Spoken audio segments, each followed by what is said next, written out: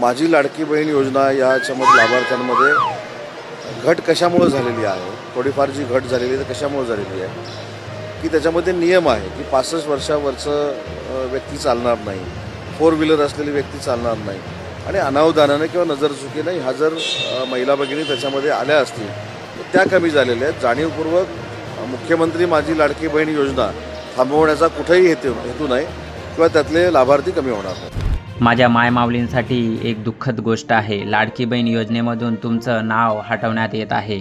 28 जून 2024 ते 3 जुलै 2024 निर्णयानुसार अपात्र महिलांना आता या योजनेतून बाहेर काढण्यात येत आहे. संजय गांधी निराधार योजनेचा लाभ घेणाऱ्या महिलांना बाहेर काढण्यात येत आहे.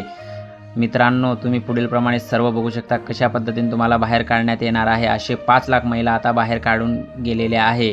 तुम्ही पण अपात्र असाल तर लवकर अर्ज करा. थँक्यू.